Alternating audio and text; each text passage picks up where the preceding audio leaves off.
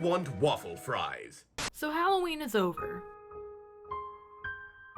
But not for me. So let's get into it, shall we? From the creator of, well, this, comes Wes Craven's Nightmare on Elm Street. This movie was low-key inspired by real events. I'm surprised they didn't market it that way. Not that this cult classic needed any help, per se. Even as a film so 80s it hurts at times, it's more of a breath of fresh air in today's world of remakes. It falls into the unconventional film category, because we're most ease you into the story. Here we start right in the action, skipping a lot of the setup done in most first movements. And Tina is dropped into the scary chase. Something similar is done in his next flick, Scream, but here we see her run for survival, until we realize it was a dream. She reunites with her school chums, Nancy the best friend, Rob the horny one, and Glenn, the one that will be in a box office hit after hit. We then fade to a sleepover later with everyone but Rob, where they discuss the spooks that have been living rent-free in their heads, only to get scared. Someone is stalking them just outside the house. As is reasonable, they force our boy Johnny Depp to put on his Sherlock Holmes hat to search for the attacker.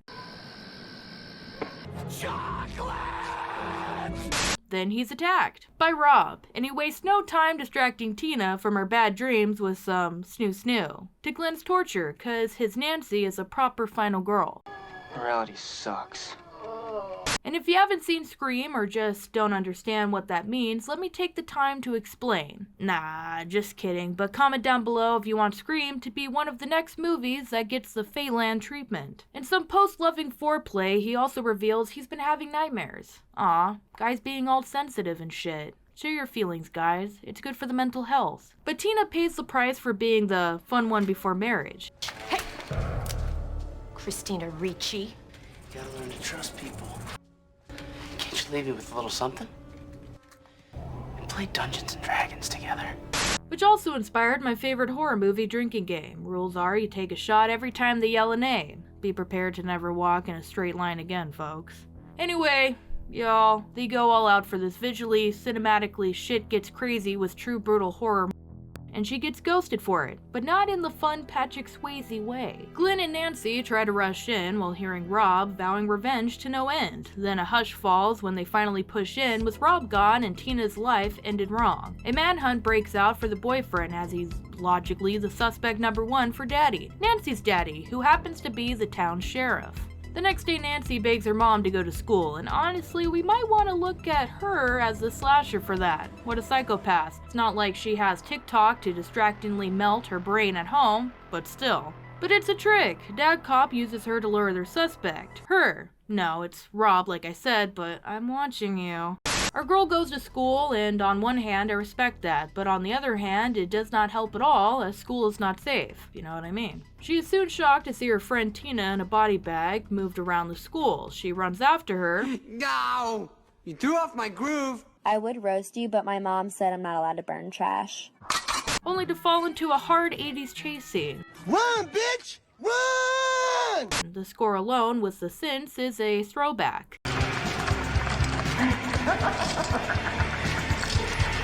Anywho, Nancy gets cornered, then wakes up herself to realize she wet her pants and her entire class watches. Not demure. Just like the intro dream sequence, the injuries caused in the sleepscape transfers over. Now expelled for ruining a desk while in hell, she chills at home to subscribe to my channel. Wow.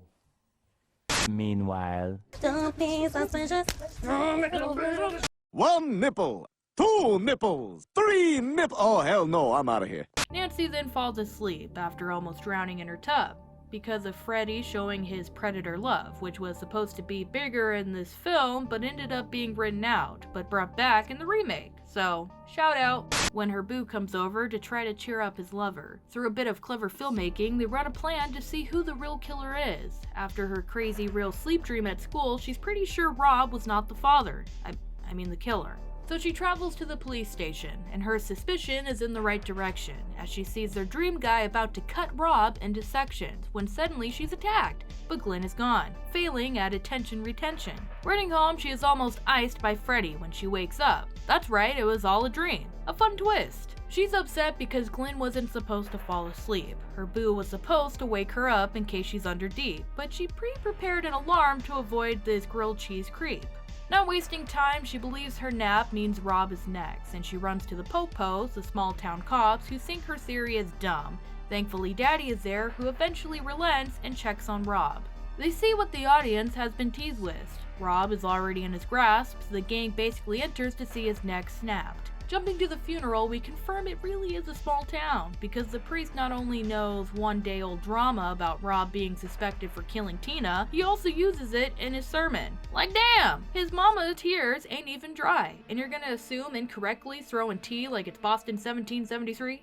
After they visit science, her mother sees firsthand the demonic power that's messing up her daughter's sanity during a sleep study, causing her mom to spiral. Like, if you think shots is the perfect response to this, it is, because that's what I would do. Oh god. Nancy shows Freddy's hat again, cementing the fact that someone she doesn't want to acknowledge is targeting her kid. So she does what moms do best, and gets wasted. After a lot more liquid courage, she reveals her darkest secret, how they basically did a mob justice on a real bad guy named, You want to know who Fred Krueger was? Fred D. Krueger, and how he was a prolific child killer. Nancy pushes herself to go without sleep until hitting a breaking point, and she chooses to inspire the movie Home Alone by booby-trapping her house instead of crying and giving up. She tries to enroll Glenn to help, but her narcoleptic boo thing messes up. Again. No wonder Nancy doesn't feel like fully committing to this guy, if you know what I mean.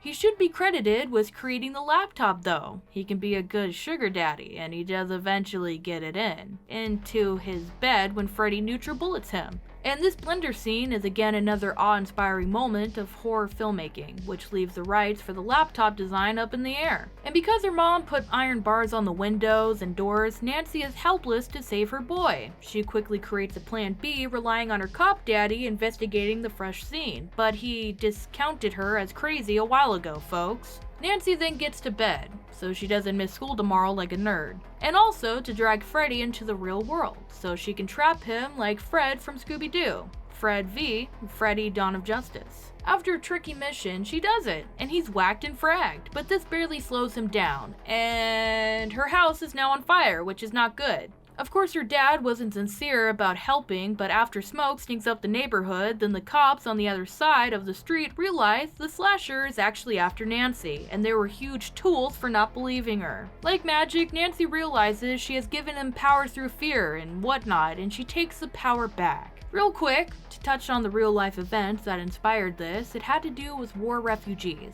Wes Craven was reading a newspaper stating multiple refugees have extreme nightmares that eventually lead to their deaths. Their hearts gave out as they speculated the stress of fearing their old regime that they brought with them is what drove their bodies 6 feet underground. Anyway, going outside, everything now seems fine. That is until Nancy goes into a car that becomes possessed. As she screams for mommy to help, she turns into a sex doll and gets yeeted into the wall. Front door. Whatever, the movie's now over, so fuck it. Even though it is rare for horror movies, Wes Craven believed that this should have ended positively with her successfully defeating Freddy and casting away her fear. Multiple endings were shot. The sad, vague ending was pushed by the executives where she is still sucked into a nightmare, which made it to air. It worked for me.